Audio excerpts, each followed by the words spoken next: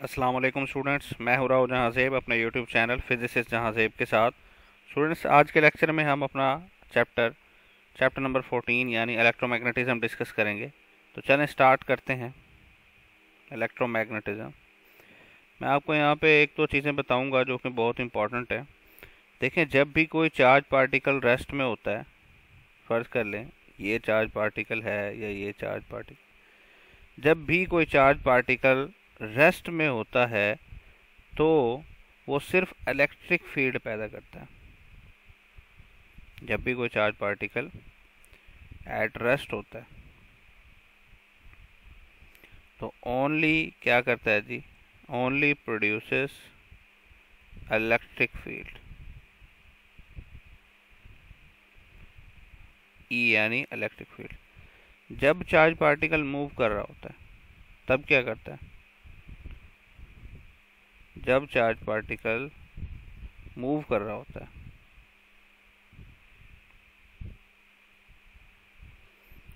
तब ये इलेक्ट्रिक और मैग्नेटिक फील्ड दोनों प्रोड्यूस करता है। ठीक है, ये चीज़ आपने अच्छे से याद रखनी है। तो चलें अब स्टार्ट करते हैं अपना टॉपिक। सबसे पहले देखते हैं कि ये मैग्नेट क्या चीज़ है।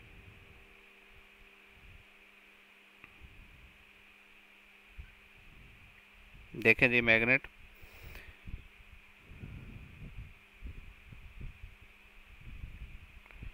तो बेसिकली मैग्नेट एक ऐसा सब्सटेंस, एक ऐसा पार्टिकल है जो दूसरे ऑब्जेक्ट्स को अपनी तरफ खींचता है, अपनी तरफ अट्रैक्ट करता है। और वो किस तरह के ऑब्जेक्ट होते हैं वो हम यहाँ पे देख लेते हैं। ये क्या करता है, attract the objects, attract the objects made up of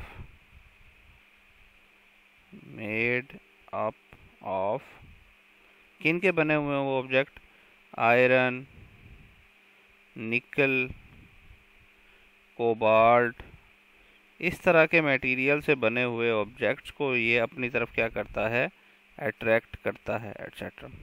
तो इसको हम कहते हैं मैग्नेट। अब मैग्नेट के जो है ये दो पोल्स होते हैं। ठीक है, आप बताएंगे कि मैग्नेट जो है वो डाईपोल होता है। ठीक है जी, तो दो पोल्स होते हैं इसके। दो पोल्स कौन कौन से होते हैं देख लेते हैं। तो फर्ज कर लेते हैं ये एक मैग्नेट है। ठीक है जी, और इस मैग्नेट में फर्ज कर लिया ये नॉर्थ पोल है, ये साउथ पोल है।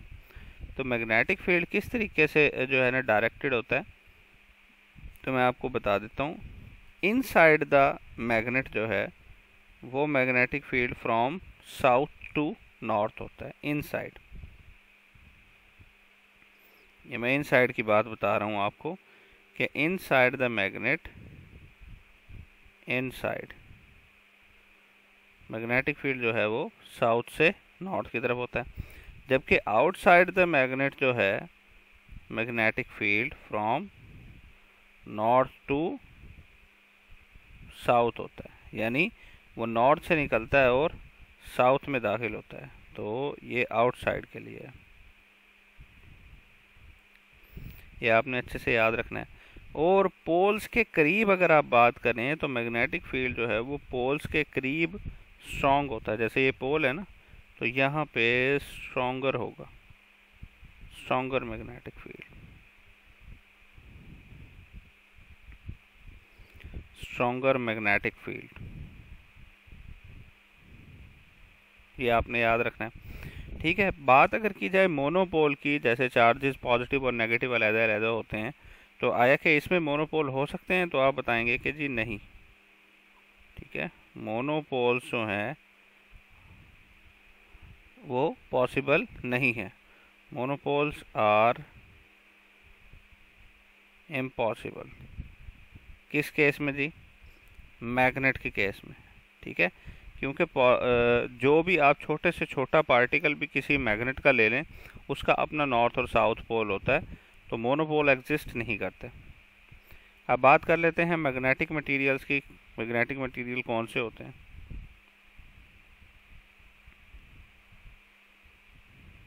Magnetic materials. मैग्नेटिक मटेरियल वो मटेरियल होते हैं जिन पे इफ़ेक्ट होता है मैग्नेटिक फील्ड का या किसी मैग्नेट का। ठीक है, तो ये जो मैग्नेटिक मटेरियल्स होते हैं बेसिकली ये 3 तरह के होते हैं। यहाँ पे मैं लिख देता हूँ। पहले जो हैं डायमैग्नेटिक मटेरियल होते हैं, दूसरे आप कह लें कि पैरामैग्नेटिक मटेरियल्स, तीसरे फेरोमैग्नेटिक मटेरियल्स।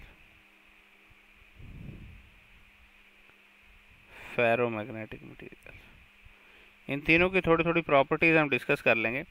देखें, डायमैग्नेटिक जो मटेरियल्स होते हैं, अब देखें जो मटेरियल्स हैं उसमें इलेक्ट्रॉन्स अपने ऑर्बिट में घूम रहे हैं, तो इलेक्ट्रॉन्स की जो है स्पिन मोशन भी है और इसके साथ साथ ऑर्बिटल मोशन भी है।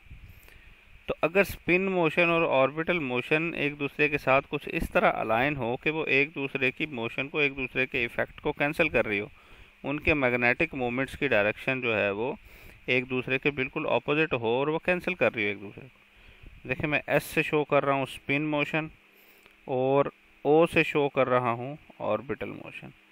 तो अगर स्पिन मोशन और ऑर्बिटल मोशन जो हैं वो एक दूसरे को कैंसिल कर रही हो, एक दूसरे के इक्वल और ऑपोजिट, और एक दूसरे को क्या कर रही हो, कैंसिल कर रही हो, तो हम कहते हैं कि ये जो मैग्नेटिक मटेरियल है डायमैग्नेटिक मटेरियल। ठीक है, तो डायमैग्नेटिक मटेरियल में क्या होता है कि स्पिन मोशन और ऑर्बिटल मोशन कुछ इस तरीके से अलाइन होती है कि वो एक दूसरे के इफेक्ट को कैंसिल कर रही होती हैं। ठीक है, तो इसको कहते हैं कि ये रिपेल करता है। ठीक है, मैग्नेटिक फील्ड को, ये this magnetic material is repelled by the magnetic field. अगर मैग्नेटिक फील्ड आता है तो वो इसके बाहर से, ये जो आपके सामने ऑब्जेक्ट होता है एक डायमैग्नेटिक मटेरियल है, तो मैग्नेटिक फील्ड लाइंस अगर आ रही हैं तो वो इसके बाहर से पास करके चली जाती हैं। ठीक है, तो ऐसे मैग्नेटिक मटेरियल को हम कहते हैं, क्या कहते हैं जी, डायमैग्नेटिक मटेरियल। ठीक है, इसमें रिपल्शन होती है, repelled by magnetic field, repel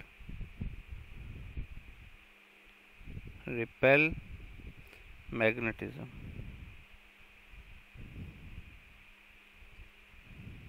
ठीक है, इसकी मिसालें अगर आप लें तो इसकी मिसाल है जैसे कॉपर है, वाटर है, कॉपर, वाटर एट्सेट्रा। ठीक है, तो डायमैग्नेटिक मटेरियल में बेसिकली इसके जो हैं कम्प्लीटली फील्ड जो है ना शेल्स होते हैं।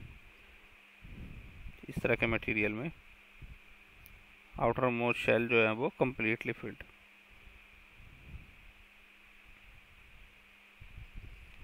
कंप्लीटली फिल्ड शेल्स, ये आपने अच्छे से याद रखना है। अब पैरामैग्नेटिक मटेरियल्स की बात कर लेते हैं। तो पैरामैग्नेटिक मटेरियल वो मटेरियल होते हैं जिनका स्पिन मोशन और ऑर्बिटल मोशन एक दूसरे को, ठीक है, रिपेल नहीं करते, एक दूसरे को इस तरीके से अलाइन होते हैं, वो एक दूसरे के इफ़ेक्ट को कैंसिल नहीं करते। ठीक है, वो एक दूसरे को इफ़ेक्ट को कैंसिल नहीं करते। ठीक है, ये देखिए मैं कुछ डायरेक्शन बना के बता रहा हूँ ताकि थोड़ा सा इससे आइडिया हो जाए, बल्कि एक दूसरे को सपोर्ट करते हैं। ठीक है जी, एक दूसरे को कैंसिल करने की बजाय एक दूसरे को सपोर्ट करते हैं। तो ऐसे मटेरियल से मैग्नेटिक फील्ड लाइंस जो है वो पास कर जाती हैं। ठीक है, क्योंकि यहाँ पे सपोर्ट हो रही है मैग्नेटिक फील्ड की, ये रिपेल नहीं कर रहे। ठीक है, तो ये आपने याद रखना है। इसमें जो है अगर एग्जांपल की बात करें तो इसकी एग्जांपल जो है आपके सामने देख लें, एलुमिनियम है, ठीक है, और ऑक्सीजन है। ठीक है जी, अब इसमें देखें एक दूसरे को ये सपोर्ट कर रहे हैं लेकिन इतना ज़्यादा सपोर्ट नहीं कर रहे। ठीक है, अट्रैक्शन तो है यहाँ पे, ये जो मटेरियल्स हैं ये अट्रैक्ट होते हैं। ठीक है, लेकिन वीकली अट्रैक्ट होते हैं, weekly attracted by magnetic field.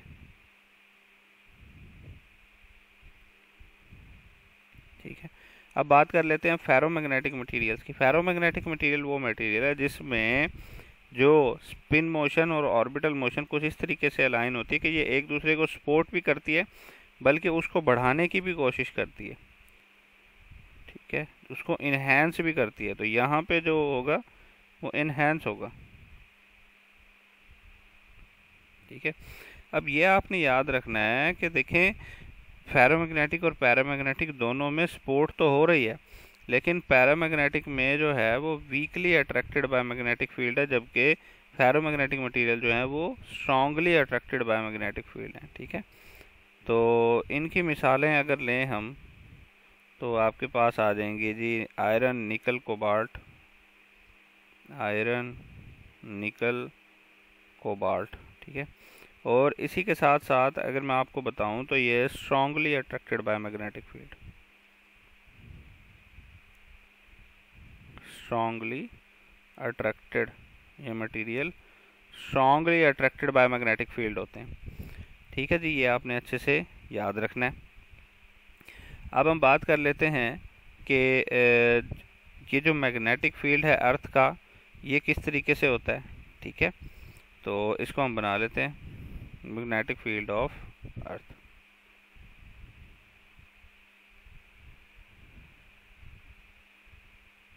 Magnetic field of earth, ठीक है जी। तो यहाँ पे देखें, अर्थ कर लें, ये अर्थ की सरफेस है, ठीक है जी। ये अर्थ की सरफेस है, इसमें से मैं एक लाइन ड्रॉ कर रहा हूँ। तो जियोग्राफिक जो नॉर्थ और साउथ है हमारे, वो ऊपर नॉर्थ होता है और नीचे साउथ होता है, ठीक है। इसको कहते हैं जियोग्राफिक, जियोग्राफिक नॉर्थ। इसी तरीके से जो साउथ है ये है geographic south,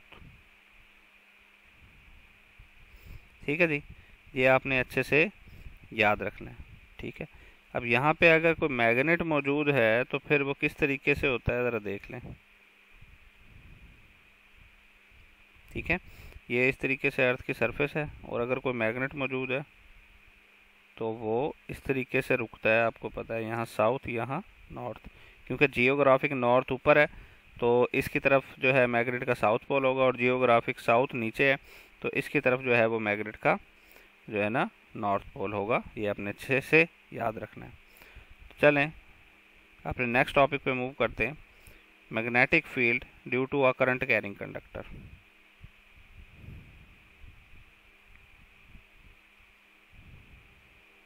magnetic field due to a current carrying conductor,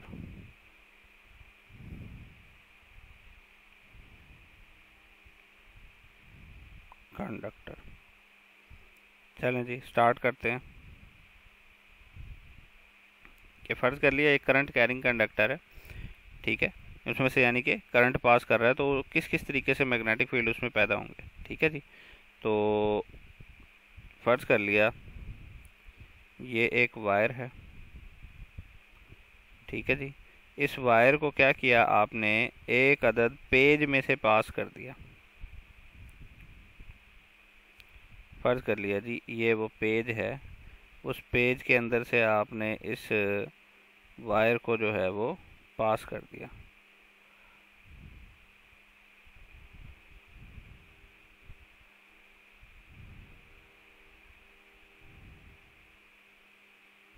wire को आपने पास किया हुआ एक पेज के अंदर से।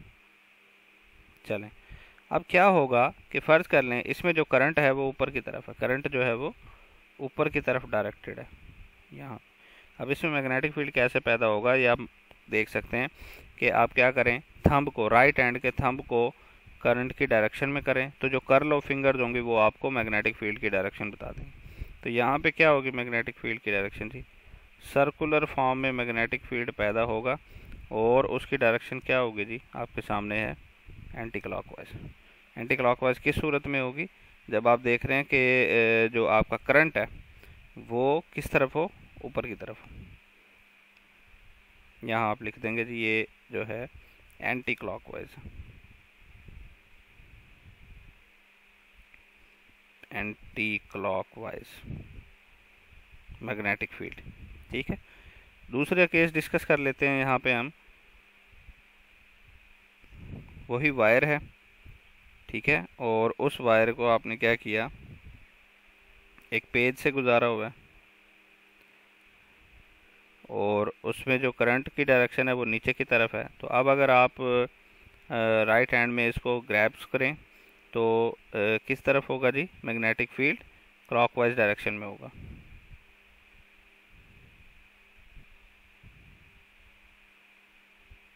क्लॉकवाइज, ठीक है जी। तो इस तरीके से मैग्नेटिक फील्ड जो है वो मालूम किया जा सकता है। ठीक है,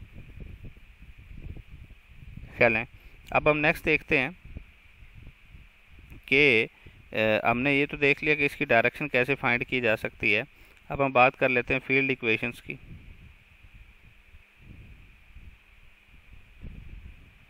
फील्ड इक्वेशंस,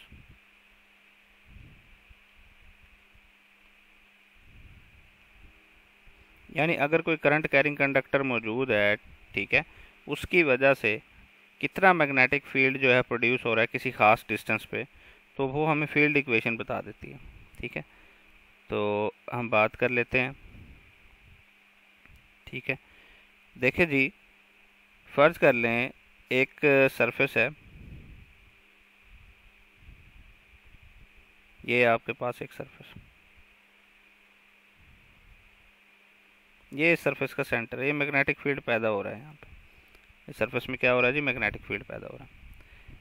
अब आप देखें, जब आप सेंटर से सरफेस की तरफ जाएंगे, ये जो स्फेयर है इसके सेंटर से सरफेस की तरफ जाएंगे, सेंटर से सरफेस की तरफ जाते हुए यानी इनसाइड, ठीक है, इनसाइड की बात कर रहे हैं ना, अभी सरफेस से बाहर तो नहीं निकले, सेंटर से सरफेस की तरफ जा रहे हैं। तो अगर इनसाइड की बात करें तो मैग्नेटिक फील्ड जो है वो सेंटर से सरफेस की तरफ जाते हुए इंक्रीज करता है। ये डिस्टेंस है r, ठीक है, मैं यहाँ पे लिख देता हूँ inside, inside b increases from, कहाँ से कहाँ जी, सेंटर टू सरफेस। यानी हम ये भी कह सकते हैं कि सेंटर से सरफेस की तरफ जाते हुए b directly proportional to r होता है। ठीक है, अब अगर हम क्या करें, इसको देखें कि सरफेस के बाद जब सरफेस से बाहर जाएं मैग्नेटिक फील्ड इस तरीके से हो, ठीक है, जब सरफेस से हम क्या करें, बाहर जाएं, तो जैसे जैसे आप सरफेस से दूर जाते जाएं यानी आउटसाइड जाते जाएं, तो आउटसाइड के लिए कंडीशन कुछ और होती हैं। देखिए जी, आउटसाइड के लिए क्या कंडीशंस होती हैं, outside,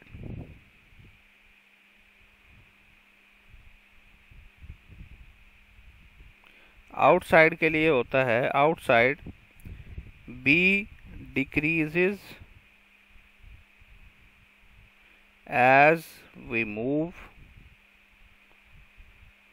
away from surface। Surface से जैसे जैसे दूर जाएं b जो है वो डिक्रीज करता जाता है, मैग्नेटिक फील्ड डिक्रीज करता जाता है, magnetic field inversely proportional to r। ठीक है, और ये मैग्नेटिक फील्ड जो है वो इसका क्या फार्मूला होता है मालूम करने का, चूँकि आपने देख लिया कि इन्वर्सली रिलेट कर रहा है r के साथ, तो मैग्नेटिक फील्ड का जो फार्मूला होता है किसी करंट कैरिंग कंडक्टर से दूर जाते हुए b is equal to mu naught I over 2 r। यहाँ से आप मैग्नेटिक फील्ड निकाल सकते हैं और यहाँ से अगर आप गौर करें तो मैग्नेटिक फील्ड जो है वो इन्वर्सली प्रोपोर्शनल टू r है। ठीक है, दूर जाते हुए। तो अब हम बात कर लेते हैं एक ग्राफ की, मैग्नेटिक फील्ड और इस डिस्टेंस के दरमियान ग्राफ की। तो चलें देखें, फर्ज कर लें जी, y एक्सिस है, y एक्सिस पे हमने मैग्नेटिक फील्ड को रखा है और x एक्सिस पे हमने डिस्टेंस को रखा है। तो किस तरीके से वेरी होगा, फर्ज कर लें ये जो डिस्टेंस है सेंटर में, ये जो है ये वो डिस्टेंस है कहाँ से कहाँ तक, सेंटर से लेके सरफेस तक का जो डिस्टेंस है ना, ये वो r है। तो होता क्या है, आपने अभी देखा है कि सेंटर से जब आप सरफेस तक जाते हैं तो मैग्नेटिक फील्ड जो है वो इंक्रीज करता है। ठीक है, मैग्नेटिक फील्ड इंक्रीज कर रहा है।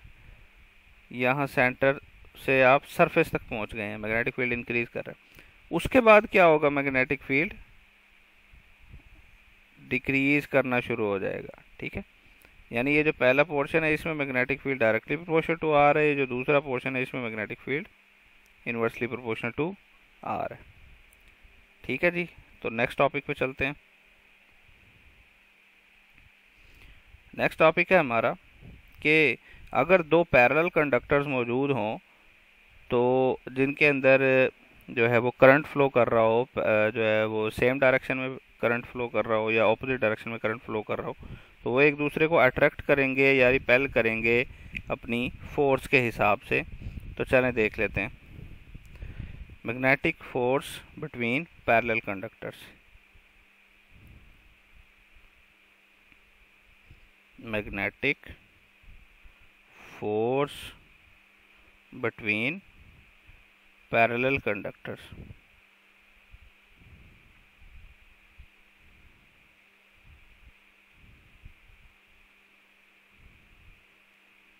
तो चलें स्टार्ट करते हैं। देखिए, फर्ज कर लें दो कंडक्टर्स हैं, ये आपके सामने है। ठीक है, ये दो कंडक्टर्स हैं, इनमें सेम डायरेक्शन में करंट फ्लो कर रहा है, ये एक दूसरे के पैरेलल रखे हुए हैं। तो ये एक दूसरे को क्या करेंगे जी, ये आपने याद रखना है, ये एक दूसरे को अट्रैक्ट करेंगे। ठीक है, ये आपने याद रखना है, क्योंकि इनके मैग्नेटिक फील्ड की कुछ ऐसी डायरेक्शन होगी कि ये एक दूसरे को क्या करें, अट्रैक्ट करें। ठीक है, तो ये तो हो गया अट्रैक्ट की कंडीशन, यानी पैरेलल करंट्स जो हैं वो एक दूसरे को क्या करते हैं, अट्रैक्ट करते हैं। ठीक है, ये आपने अच्छे से याद रखना है। अब अगर बात कर लें रिंग्स की फॉर्म में, ठीक है, दो रिंग्स पड़े हुए हों,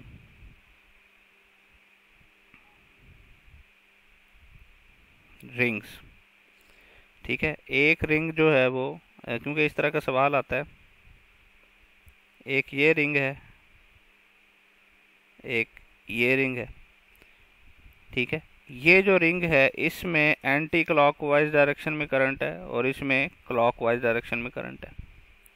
ठीक है, यानी इसमें इस तरह है और दूसरी साइड में ये करंट की डायरेक्शन है। ठीक है जी, तो इस सूरत में क्या होगा कि एक में क्लॉकवाइज है और दूसरे में क्या है जी, एंटी क्लॉकवाइज है। तो इस सूरत में क्या होगा, ये एक दूसरे को क्या करेंगे जी, अट्रैक्ट करेंगी। ये दोनों रिंग्स क्यों अट्रैक्ट करेंगी, अगर आप इसको अच्छे से इमेजिन कर पाएँ तो ये देखें, ये वाला जो पॉइंट है, पॉइंट 1, ये इस पॉइंट 3 के बिल्कुल सामने होगा। ठीक है, रिंग्स को हमने दूसरी कंडीशन में रखा है, इनको हम राइट साइड से देख रहे हैं, ऊपर से नहीं देख रहे। तो 1 और 3 में अगर आप देखें डायरेक्शन सेम है, तो पैरेलल करंट अट्रैक्ट करते हैं। इसी तरीके से 2 और 4, इनकी भी डायरेक्शन क्या है, सेम है, ऊपर की तरफ है, तो ये एक दूसरे को क्या करेंगे, अट्रैक्ट करेंगे। अब बात कर लेते हैं करंट इन ऑपोजिट डायरेक्शन। ठीक है, तो पहला हमारा केस था सेम डायरेक्शन में अगर करंट हो।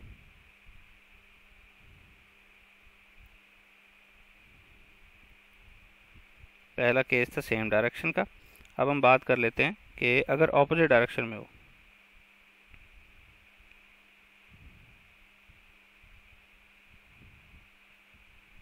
ऑपोजिट डायरेक्शन, इस सूरत में क्या होगा, देखिए जी, फर्ज कर लें दो कंडक्टर्स मौजूद हैं, एक ये कंडक्टर है, एक ये कंडक्टर है। एक में करंट जो है वो नीचे की तरफ है, एक करंट में ऊपर की तरफ है। तो ये दोनों एक दूसरे को क्या करेंगे जी, रिपेल करेंगे।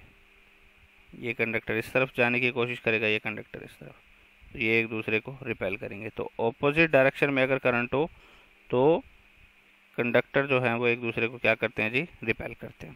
तो ये आपने अच्छे से याद रखना है। इसी तरीके से अगर रिंग्स की कंडीशन ले लें, अगर बात करें रिंग्स की, ये रिंग है और दूसरा इसके सामने एक और रिंग रखा हुआ है। ठीक है, एक रिंग में जो है वो फर्ज कर लें इसमें क्लॉकवाइज है इसमें जो है वो एंटी क्लॉकवाइज है, ठीक है, ये एंटी क्लॉकवाइज, तो ये जो है क्लॉकवाइज। इस सूरत में क्या होगा, अब आप गौर से देखें कि आपका जो 1 और 3 फेस है, मैं दोबारा वही नाम दे रहा हूँ, ये 1 है, ये 3 है, ये दोनों एक दूसरे के सामने है, और ये 2 है और ये 4 है। तो 1 3 आपस में क्या है, ऑपोजिट डायरेक्शन में। 2 4 भी ऑपोजिट डायरेक्शन में एक दूसरे के आमने सामने रखे हुए हैं, ये रिंग्स इनको राइट साइड से देख रहे हैं, तो ये एक दूसरे को क्या करेंगे जी, रिपेल करेंगे। ये आपने अच्छे से याद रखना है। सवाल ये पैदा होता है कि कौन सी फोर्स है जो अट्रैक्शन और रिपल्शन की होती है, तो उसके बारे में बात कर लेते हैं। Formula for force, formula of force, तो ये कौन सी फोर्स है जो अट्रैक्शन के हवाले से है और रिपल्शन के हवाले से है, ठीक है जी। तो यहाँ पे मैं लिख रहा हूँ, वो फोर्स होती है F is equal to mu naught I1 I2 L over 2 pi R, ठीक है। I1 जो है वो एक कंडक्टर का करंट, I2 दूसरे कंडक्टर का करंट, और L जो है लेंथ ऑफ द कंडक्टर, और 2 पाई आर, ठीक है जी। यानी कि यहाँ से जो फोर्स है वो डायरेक्टली प्रोपोर्शनल टू I1 और I2, जितना ज़्यादा करंट होगा इन दोनों में उतना ही ज़्यादा क्या होगी जी, ये फोर्स होगी। तो चलें नेक्स्ट टॉपिक पे मूव करते हैं। अब अगर 2 से ज़्यादा कंडक्टर्स हों, ठीक है, अगर 2 से मोर देन 2 पैरेलल कंडक्टर्स,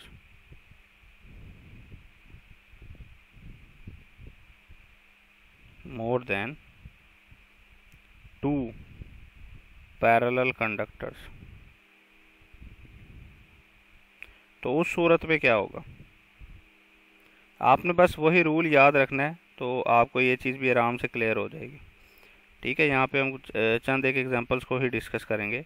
फर्ज कर लें ये A है, ये B है, ये C है, 3 कंडक्टर्स हैं A B C, इन तीनों में ऊपर की तरफ जो है मैग्नेटिक फील्ड है, ठीक है। अब हम बात कर लेते हैं कि B के ऊपर जो है वो नेट फोर्स कितनी अमल कर रही है। देखें तीनों एक दूसरे को अट्रैक्ट कर रही हैं, A B को अट्रैक्ट कर रही है और C भी B को अट्रैक्ट कर रही है, तो सेंटर में जो B है वो तो किसी की तरफ भी नहीं जा पाएगा, क्योंकि सेम फोर्स के साथ A भी B को अट्रैक्ट कर रहा है और C भी B को अट्रैक्ट कर रहा है। तो net force on B, net force on B जो है वो क्या होगी, 0 होगी। नेक्स्ट केस डिस्कस करते हैं कि अगर इस तरीके से हो, एक ये है, दूसरा ये कंडक्टर है, तीसरा ये कंडक्टर है, इसमें ऊपर की तरफ है, ठीक है, दूसरे वाले में भी ऊपर की तरफ है और तीसरे वाले में नीचे की तरफ है, A B और C। इस सूरत में क्या होगा कि A और B के दरमियान अट्रैक्शन होगी और B और C के दरमियान रिपल्शन होगी, और B किस तरफ जाएगा जी, A और B तो सेम डायरेक्शन में ना करंट, तो इन दोनों के दरमियान अट्रैक्शन होगी, B और C के दरमियान रिपल्शन होगी, तो B किस तरफ जाएगा, B जो है वो move towards, B will move towards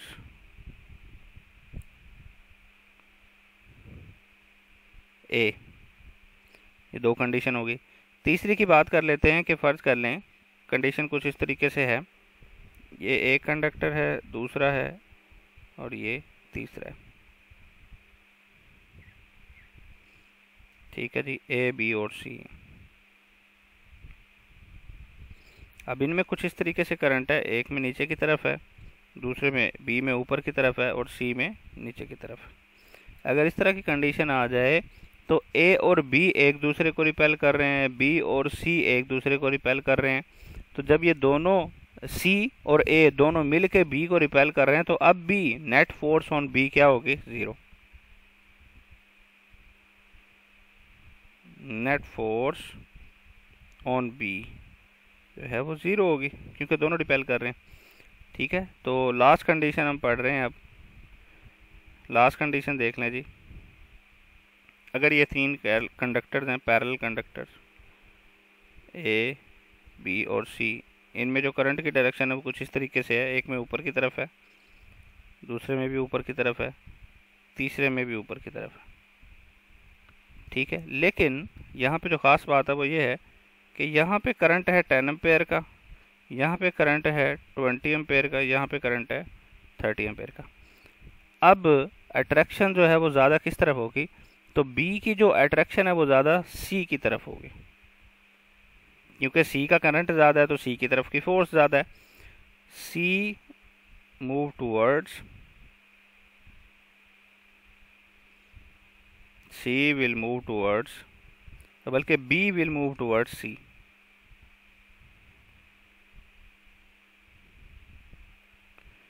B will move towards C, ये आपने याद रखना है। तो चलें नेक्स्ट टॉपिक पे मूव करते हैं, जो कि है force on a current carrying conductor in external magnetic field. Force on a current carrying conductor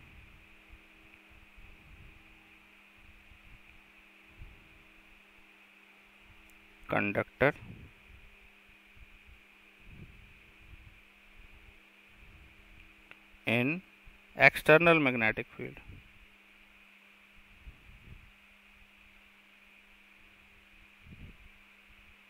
External magnetic field।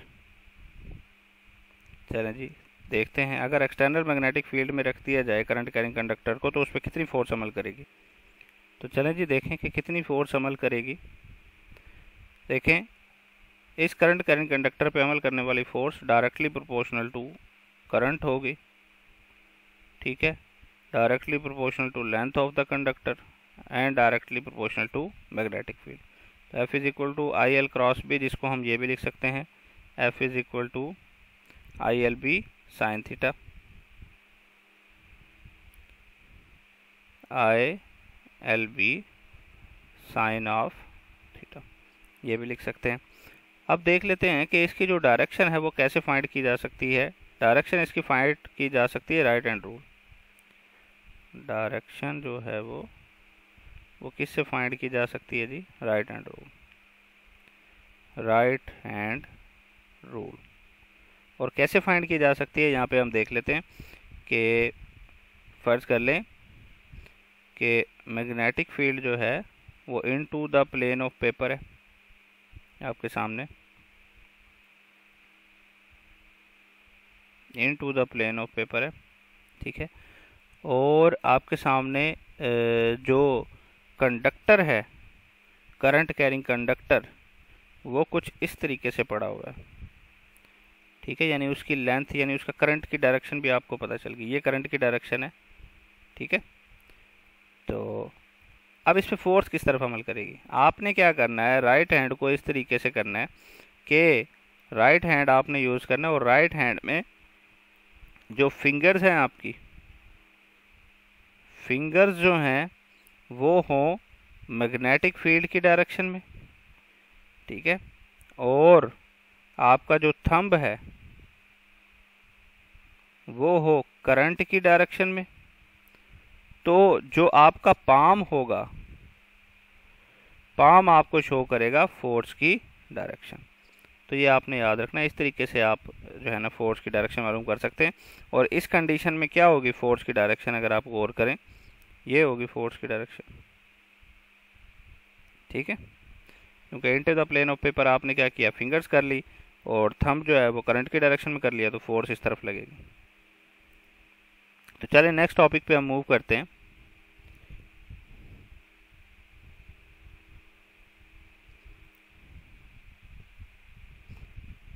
चलें जी देखें कि force on a moving charge जो है अब हमने उसको मालूम करना है।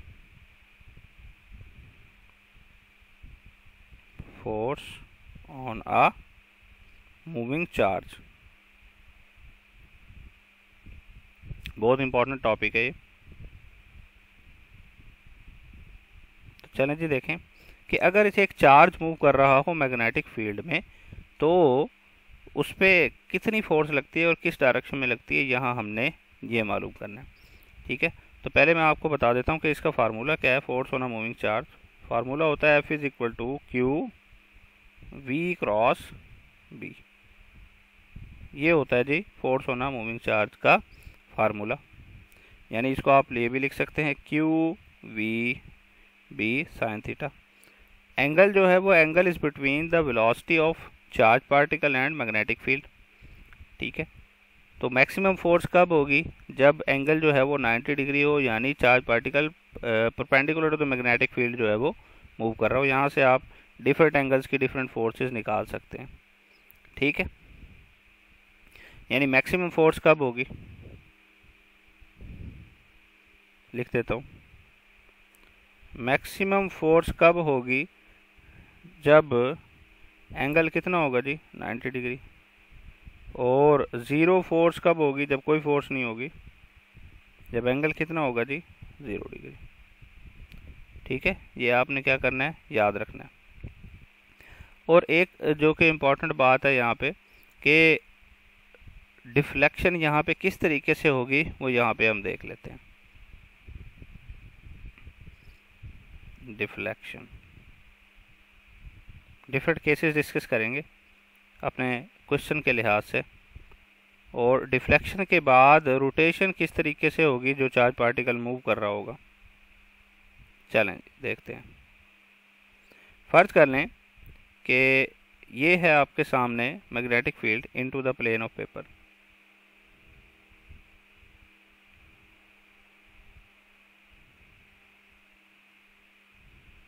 ये आपके सामने मैग्नेटिक फील्ड है into the plane of paper. ठीक है, इसमें चार्ज पार्टिकल कुछ इस तरीके से आ रहा है, इस तरीके से।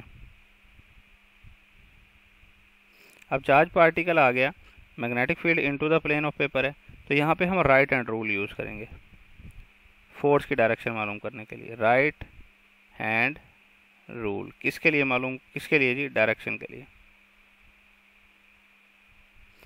ठीक है, राइट हैंड रूल क्या कहता है? राइट हैंड रूल कहता है कि अगर आप जो अपना फिंगर्स हैं, राइट हैंड फिंगर्स, वो आप करें मैग्नेटिक फील्ड की डायरेक्शन में, और अपना जो थंब है वो आप करें चार्ज पार्टिकल की वेलोसिटी की डायरेक्शन में, तो आपका जो पाम है वो आपको देगा फोर्स की डायरेक्शन। ठीक है, तो यहाँ पे देखें, ये जो चार्ज पार्टिकल, अगर आप इस तरीके से राइट हैंड को यूज़ करें तो ये जो चार्ज पार्टिकल है ये ऊपर की तरफ मूव कर जाएगा। और अगर ऊपर की तरफ मूव करके जा रहा है यानी ये एंटी क्लॉकवाइज मूव करेगा। इसकी रोटेशन कुछ इस तरीके से होगी। ठीक है, तो ये आपने अच्छे से याद रखना है। और इसी तरह का जो नेगेटिव चार्ज होगा, अगर ये चार्ज नेगेटिव होता, ठीक है, अगर यही चार्ज क्या होता जी? नेगेटिव, तो बना लेता हूँ। हमेशा नेगेटिव चार्ज की डिफ्लेक्शन और रोटेशन पॉजिटिव चार्ज के ऑपोजिट होगी। पहले आप क्या करेंगे? राइट हैंड रूल लगा के जो है आप डायरेक्शन मालूम करेंगे। वो जो डायरेक्शन आएगी वो डायरेक्शन होगी पॉजिटिव चार्ज के लिए। तो अगर आप उसकी ऑपोजिट डायरेक्शन ले लें तो वो नेगेटिव चार्ज के लिए होगी, क्योंकि अगर यहाँ पे नेगेटिव चार्ज आ रहा होता है इसी तरीके से, तो वो किस तरफ मूव करके जाता जी? वो इस तरफ मूव करता, नीचे की तरफ, बिल्कुल इसके ऑपोजिट। तो उसका जो रोटेशन है वो भी ऑपोजिट डायरेक्शन में होता है, यानी कि वो यहाँ पे क्या होता है? क्लॉकवाइज। ठीक है, क्यों? क्योंकि आपको पता है कि force on a current carrying conductor positive charge के लिए, F is equal to Q we cross b होती है, जबकि नेगेटिव चार्ज के लिए minus q we cross b होती है। यानी जिस डायरेक्शन में चार्ज पार्टिकल यानी पॉजिटिव चार्ज में मूव कर रहा है उसकी ऑपोजिट डायरेक्शन में जाएगा नेगेटिव चार्ज। तो पहले आप पॉजिटिव चार्ज की डायरेक्शन निकालेंगे, वो राइट हैंड रूल से निकलेगी, फिर उसकी ऑपोजिट डायरेक्शन बता देंगे तो वो नेगेटिव चार्ज की डायरेक्शन होगी। तो ये आपने चीज़ें अच्छे से याद रखनी है। ठीक है जी, तो ये था हमारा आज का लेक्चर। इसके हवाले से कोई सवाल हो तो आप हमसे पूछ सकते हैं। नेक्स्ट वीडियो तक के लिए अल्लाह हाफ़िज़।